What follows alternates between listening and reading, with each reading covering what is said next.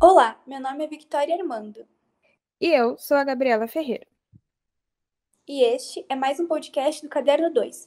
Hoje o tema é sobre representatividade na cultura e no entretenimento. Nosso convidado é o estudante e influencer David Picasso, conhecido nas redes sociais por falar sobre sua vida como pessoa com deficiência. Nessa conversa, ele vai nos contar mais sobre o seu trabalho online e as suas vivências. Olá a todos! Primeiramente, apresente-se para os nossos ouvintes. Queremos saber quem é o David. Oi, gente, eu sou o Davis Picasso, eu sou estudante de publicidade da URGS e sou ativista anticapacitista e criador de conteúdo nas redes sociais. Davis, para a gente começar a nossa conversa, nós queríamos saber lá do início, como foi a tua infância, como foi nesse período a questão de representatividade, se tinha alguém a quem se espelhar, como era assim a tua rotina como uma criança? Então, eu tenho 20 anos, né? Então, há 18 anos atrás, quando eu tinha 2 anos, eu descobri que eu era uma criança com deficiência. A minha deficiência é física e visível, né? Eu não tenho parte do antebraço direito. E na minha festa de aniversário de 2 anos, enquanto as crianças estavam batendo palmas, eu percebi que as minhas eram diferentes e perguntei para minha irmã por que que eu era diferente. E nisso eu percebi que eu tinha uma diferença, só que eu não entendia muito bem o que que era ser uma criança com deficiência. Conforme o tempo foi passando, eu senti muita falta de representatividade, porque na mídia, em revistas, eles nunca destacavam muito as pessoas com deficiência. Então, na escola, da minha turma de 30 alunos, eu sempre fui a única criança com deficiência, e isso meio que às vezes me passava pela minha cabeça que eu estava sozinho, sabe? Mas conforme foi o passar do tempo, as pessoas com deficiência começaram a ganhar mais destaque na mídia, e eu conheci o Daniel Tocco, que foi uma figura muito representativa para mim. Ele é repórter e ele tem a mesma deficiência que a minha, então foi a primeira vez que eu vi alguém como eu na televisão, em um lugar de destaque. Aquilo me marcou bastante. Nossa, que interessante isso. Exatamente, a nossa próxima pergunta é como você começou essa carreira no Instagram e em que momento tu viu como uma ferramenta para falar sobre suas vivências e se tem pessoas que te incentivaram e inspiraram a entrar nesse meio. Então, muito legal que foi um jornalista, então, que te inspirou. Isso, Victoria, foi um jornalista, e eu comecei a criar conteúdo sobre deficiência em 2020, em maio de 2020. Eu publiquei uma foto onde eu reproduzi uma foto que eu tinha tirado lá em 2013 e tinha virado motivo de bullying essa foto. Eu reproduzi essa foto em 2020 e eu tive a graça de ter essa foto viralizada e compartilhada por dezenas de páginas famosas, inclusive a Quebrando o Tabu, Razões para Acreditar, e alguns atores da Globo. E nisso eu vi que tinha muita gente querendo ouvir o que eu tinha para falar, e que eu poderia tocar as pessoas de alguma forma e conscientizá-las sobre, né, o que que é ser uma pessoa com deficiência, quais são as nossas demandas, pelo que eu luto, o que que me prejudica. Eu acho que isso é um assunto muito importante. Então, desde 2020 eu tô aí nessa luta aí, tentando conscientizar as pessoas sobre a causa anticapacitista. Davis, hoje tu conta com mais de 30 mil seguidores no Instagram, certo? E tu criou uma grande base de seguidores que realmente se inspiram e se espelham em ti. E até em pouco tempo, né? Porque tu começou em 2020, que é bem recente. Depois disso tudo, tu sente uma pressão em ser uma pessoa pública e ter que exercer um papel de representação. E dentro disso, qual é o teu objetivo na carreira, tanto no entretenimento quanto acadêmica? Isso. Tem ali 30 mil pessoas que me acompanham, né? Eu vejo isso como uma comunidade onde eu sou um membro dela. Só que eu tô ali responsável para dar voz a essas 30 mil pessoas. E eu tento ter uma responsabilidade muito grande enquanto criador de conteúdo que vai passar uma mensagem para que ela seja passada da maneira correta, que não ofenda ninguém, que seja assuntos verdadeiros, né? Porque hoje em dia a gente vive em uma sociedade que tem muitas fake news espalhadas. E eu me vi numa posição onde tudo que eu falo pode ter uma proporção pequena, mas pode ter uma proporção grande. Certa vez eu tive uma discussão na internet, defendendo a causa LGBT, e eu fui dormir e no outro dia eu acordei e as pessoas estavam me mandando mensagem dizendo que tinha saído manchete no Google. Então ali eu percebi real que eu tenho que cuidar o que eu falo para que não ofenda ninguém e ter responsabilidade com a mensagem que eu vou passar para o meu público, sabe? Eu sou muito grato pelas pessoas que estão ali, e eu vejo isso como uma comunidade onde a gente pode se comunicar e se desconstruir de preconceitos. Com certeza tem essa questão de que quando começa a aumentar os números nas redes sociais, junto vem um pouco da maldade, né? O hater é muito normal e frequente, todo mundo vê o quanto a internet pode ser boa, porque ali tu vai propagar o que tu quer falar, tu vai conseguir um alcance grande, mas ao mesmo tempo tu também vai conseguir, tu vai acabar levando um hater bem pesado, talvez. Tu chegou a sofrer muito com isso ou o teu público realmente é muito acolhedor? Então, eu já, por muitas vezes, sofri hate nas redes sociais, não só no Instagram, mas como no meu Twitter, TikTok, porque as pessoas se acham no direito de falar o que quiserem pra mim pelo fato de eu estar expondo a minha vida ali. Mas na verdade, eu não acho que a internet é uma terra sem lei. Eu falo muito sobre o capacitismo, que é um crime contra a pessoa com deficiência. Existe uma lei que nos protege, né?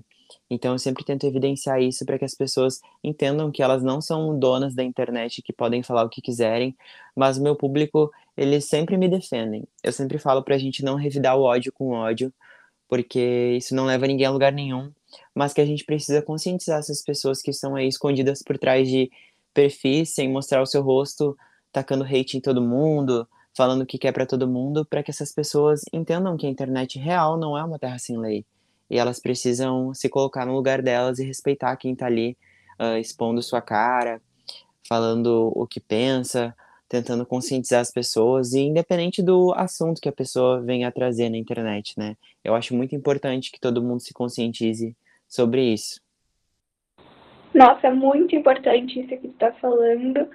E é isso, né? Tem que ter a visibilidade, não tem que trazer junto os hates, tem que ser uma forma de você falar, usar a tua voz só. Então, puxando um gancho disso, eu queria trazer para a experiência acadêmica, como tu tem se sentido dentro da URGS? Tu falou que tu era o único com deficiência na tua escola ao crescer. Como que tu se sente na URGS? Tu se sente incluído, acolhido? Como está sendo a tua experiência? E tu trocou de curso, certo? Tu sentiu uma diferença na tua experiência anterior na medicina veterinária e agora na comunicação? A URGS é um grande processo até chegar no período de aulas, né? E um dos primeiros processos é o da documentação. Eu acho que a URGS deveria ser um pouco mais pontual em relação à documentação da pessoa com deficiência, para que as pessoas se sintam mais confortáveis, né? Eu troquei de medicina veterinária para publicidade e propaganda por uma questão de não me identificar tanto com o curso de veterinário. Não pelas pessoas, sabe? Eu fui muito bem acolhido e em comunicação não foi diferente. Eu acredito que pelo pessoal já estar apto a se comunicar, a ter interesse em conhecer realidades diferentes, porque a comunicação é isso, né? Tu vai te deparar com milhares de realidades diferentes da tua e tu vai ter que ter uma comunicação social e popular para alcançar essas pessoas. Então eu me sinto muito acolhido, muito respeitado dentro da URGS. Eu acho que em relação ao coleguismo, o pessoal é muito legal comigo. Eu também tento ser legal com todo mundo. E eu acho que é isso, sim. A URGS é uma rede de acolhimento também para o aluno. Certo, eu estava até pesquisando assim e eu vi que as cotas para pessoas com deficiência foi implementado no vestibular da URGS em 2018, que é muito recente, não, eu achava que ia fazer muito mais tempo. E isso prova o quanto a inclusão ainda é um assunto que precisa ser muito debatido e melhorado na nossa sociedade, né? Enfim, voltando para o assunto do teu curso, atualmente não vemos tanta publicidade inclusiva quanto deveríamos ver, né? O que você pensa sobre e de que forma tu pretende contribuir para mudar essa realidade com o teu curso? Isso. É, as cotas que tu apontou aí, realmente, elas vieram de 2018 para cá, na Federal do Sul, em outras federais já existiam, e muita gente pensa que a vida da pessoa com deficiência é mais fácil por conta dessas cotas e que a gente vai ingressar na faculdade de uma maneira melhor, porém, é um número baixíssimo, né? Nós somos 24% da população mundial e apenas 1% de nós ocupa vagas de trabalho e vagas em universidades. E qual era a outra pergunta mesmo? Era sobre a publicidade inclusiva, né? Sobre a publicidade Isso. inclusiva, eu tento trazer ao máximo nos meus trabalhos, porque eu estudo com muita gente. Então, se eu conseguir conscientizar um pouquinho de cada pessoa, eu vou estar muito feliz. Então, todos os trabalhos que eu tentei fazer no meu primeiro semestre foi voltado para inclusão, para diversidade e para acessibilidade, principalmente, né? Eu queria muito incluir pessoas cegas e surdas nos meus trabalhos de uma maneira que todos pudessem acessar, e eu vi que os meus colegas ficaram bem interessados. Então, a minha vontade é trabalhar, sim, a publicidade inclusiva. Nas minhas redes sociais, quando eu faço publicidade para alguma marca, eu coloco a descrição de imagem no texto alternativo, coloco legendas. Eu sei que ainda não é o suficiente, que eu poderia começar a estudar Libras também para ou arrumar um intérprete para ficar presente nos meus vídeos, mas eu acho que a inclusão ela vai se moldando e cada vez mais a gente vai evoluindo e progredindo, tanto nas redes sociais quanto em qualquer outro meio de comunicação. Com certeza. E tu, como foi pra ti ao crescer, ver essa publicidade não ser inclusiva? Tu pensava sobre isso, tipo, na adolescência? Como foi pra ti? Vou te ser sincero que, como a minha deficiência ela não gera uma demanda inclusiva em relação à publicidade mesmo, eu não parava para prestar tanta atenção nisso, mas quando eu comecei a conhecer a interseccionalidade de deficiências, que são as diferenças entre elas, eu comecei a ver que as deficiências elas têm demandas diferentes. Independente se somos um grupo de pessoas com deficiência, somos seres humanos individuais. E no nosso individualismo, cada um de nós tem a sua própria demanda. E eu comecei a me preocupar mais com isso, a entregar um conteúdo mais inclusivo, legendado. E na publicidade, eu vejo que as marcas elas já estão se preocupando em usar o texto alternativo, por conta que quando a gente conscientiza uma celebridade, uma vai influenciando a outra e isso vai se espalhando. Hoje em dia, a maioria dos criadores de conteúdos usam aplicativos de edição para legendar seu conteúdo e eu acho isso incrível, eu acho isso muito necessário. Mas eu comecei a ver a importância da acessibilidade em conteúdos e na publicidade também, depois que eu me tornei um ativista anticapacitista. Certo. E puxando essa ideia do anticapacitismo, Davis, tu é um ativista anticapacitista e traz essa pauta constantemente para o meio online. Na tua opinião, como as pessoas podem contribuir na luta contra o capacitismo? Primeiramente, para quem desconhece aí que está ouvindo, o capacitismo ele é o preconceito e discriminação contra nós, pessoas com deficiência. E existe uma lei no artigo 88 do Estatuto da Pessoa com Deficiência que fala que desrespeitar a pessoa em razão da sua deficiência é crime, né? É a lei de número 13.146. E ser um ativista anticapacitista me traz muito disso. Eu tenho que reafirmar termos e expressões que as pessoas usam todos os dias para que elas aprendam. E qualquer pessoa, independente se tem uma deficiência ou não, pode ser aliado. Existem termos capacitistas que a gente não precisa falar, como portador de deficiência, deficiente, retardado, anão, demente, enfim, existe uma série de termos e expressões capacitistas que a gente pode simplesmente substituir. Vocês podem encontrar vídeos assim lá no meu canal, no Instagram mesmo. E eu acho que as pessoas, só mudando o vocabulário delas, elas já ajudam muito para a desconstrução do capacitismo, né? Ele também é um preconceito enraizado e muitas vezes velado, onde as pessoas o cometem mesmo que inconscientemente achando que aquilo é algo normal, como piadas em relação a corpos com deficiência, ou por exemplo no capacitismo médico que quer achar uma cura, como se a nossa deficiência fosse uma doença. Enfim, para ser um aliado da luta anticapacitista, basta se permitir desconstruir e entender que nós somos reféns de um sistema preconceituoso e que nos faz agirmos de maneira preconceituosa constantemente. E isso é o primeiro passo para a gente se desprender desse sistema. Com certeza. E fica até uma super dica para quem está nos ouvindo e pretende se alinhar à causa e não sabe nem por onde começar. O perfil do Davis é perfeito para isso, porque tem diversas informações e de uma maneira muito didática para quem quiser estudar sobre isso. E, Davis, a gente já tivemos algumas séries e filmes que falam sobre experiências e vivências de pessoas com deficiência, como Intocáveis, Extraordinário, Como Era Antes de Você. Há esses filmes, assim, bem famosos e clichês, assim. Em geral, como você acha que os PCDs são representados no entretenimento e na mídia? Tu deu um exemplo, assim, de creep face. Creep face é quando uma pessoa sem deficiência interpreta um papel de pessoa com deficiência, como blackface, quando uma pessoa branca se passa por uma pessoa preta para produzir algo, enfim. E isso aconteceu no Como Eu Era Antes de Você, né? Que o ator, ele não era uma pessoa com deficiência, ele acabou protagonizando um filme. Então eu acho que o protagonismo PCD em filmes, ele é meio que inexistente. Existe o filme Fuja, que retrata também a história de uma menina que é cadeirante, né? E aquele lá, sim, foi protagonizado por uma pessoa com deficiência. Então eu acho que os filmes poderiam ser produzidos e nos dando o lugar de espaço, né? Para que a gente possa exercer os nossos próprios papéis. Tem uma biografia que eu gosto muito, que é a de Frida Kahlo. Ela foi refeita, né? Porque ela faleceu, enfim. E conta a história dela. E o que a mídia sempre tentou apagar é que ela era uma pessoa com deficiência, né? Foram atribuídos vários rótulos de outras lutas para ela, como a do feminismo, por exemplo, que também é super necessária, mas isso acabou também invisibilizando a ideia de que ela era uma mulher com deficiência.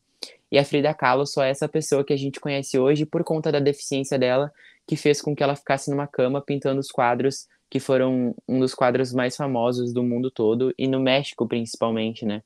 Então, essa ideia de sempre invisibilizar nossa deficiência para que as pessoas pareçam mais perfeitas é muito atrelada em filmes também. Então, eu acho que o espaço cinematográfico é um espaço que tem ainda muito a se desconstruir para incluir mais as pessoas com deficiência de fato, e não pessoas sem deficiência para interpretar um papel como se nós fôssemos apenas personagens, sabe?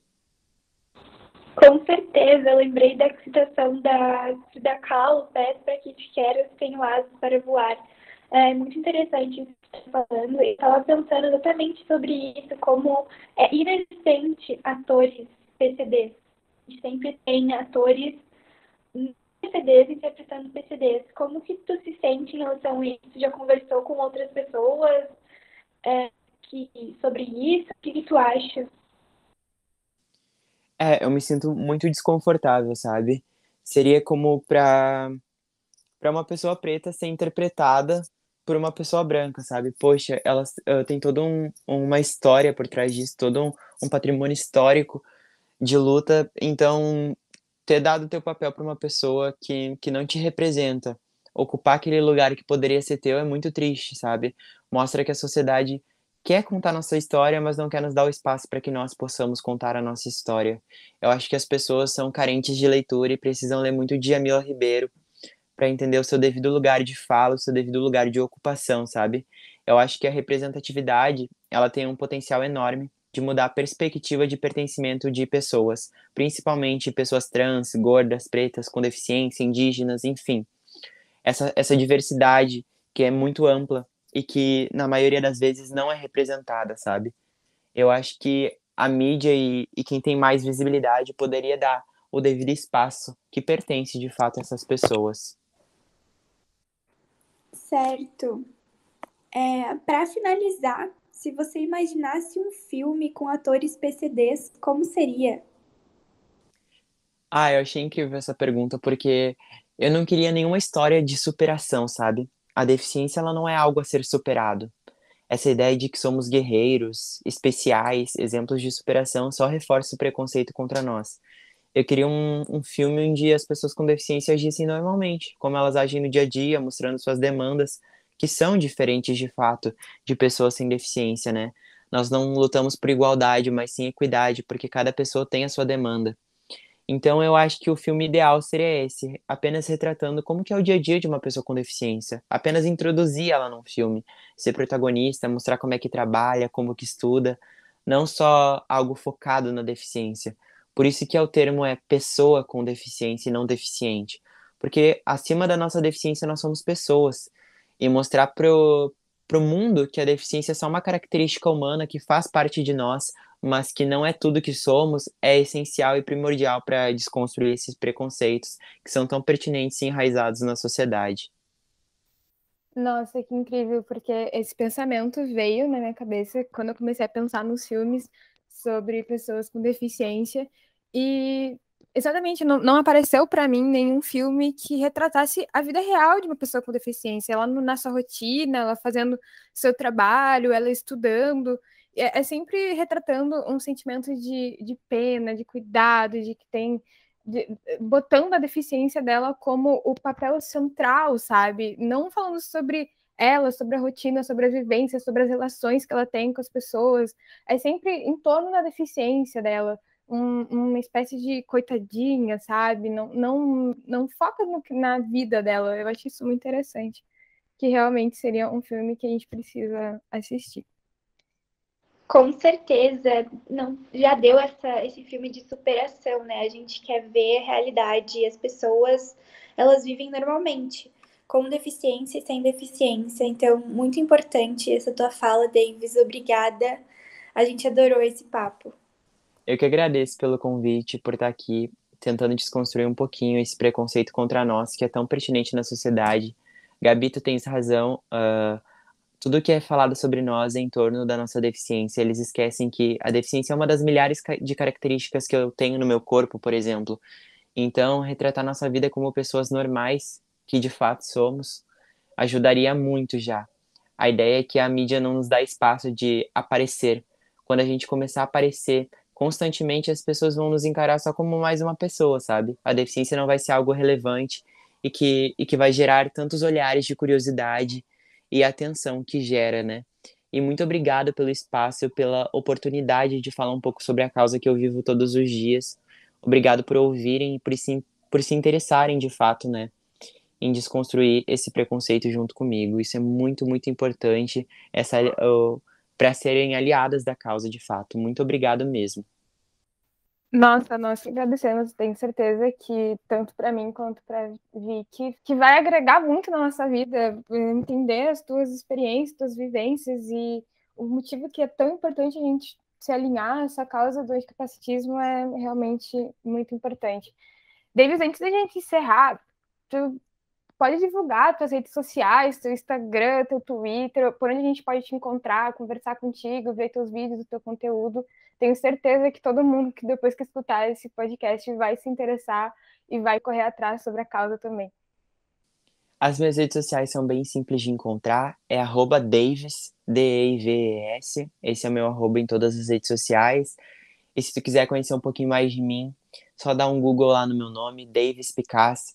E lá tu encontra várias matérias, tem um total de umas 30 matérias, sei lá quantas já tem, onde eu participei contando um pouco de mim, da minha vida, dei minha opinião em vários aspectos, moda, inclusão, cinema. Então é só tu procurar lá que tem bastante conteúdo para vocês me conhecerem e também nas minhas redes sociais, né, que eu tô ali diariamente. Então é muito importante para mim ter vocês me acompanhando, né? Muito obrigado pelo espaço e vou ficar muito grato de se pelo menos uma, duas, três pessoas vierem e disserem que vieram pelo podcast. Fiquei muito feliz. Eu gostaria de dizer, só para finalizar, que é escutando o outro que a gente vai evoluir como sociedade. Então, muito obrigada por escutarem até aqui. Até mais, galera. Até mais, gente. Obrigada. Tchau, tchau, gente. Muito obrigado. Tchau, tchau. E este foi o episódio de hoje do Caderno 2. Nos siga nas redes sociais. Estamos ativos no Facebook, Instagram e Twitter, no @caderno_2. Leia nossos textos disponíveis no Medium. O roteiro desse podcast foi escrito por Vitória Amando e Gabi Ferreira e foi editado por Irving. Trilha sonora original por Arthur Last e Adriano Quadros. Muito obrigada pela sua audiência e até semana que vem.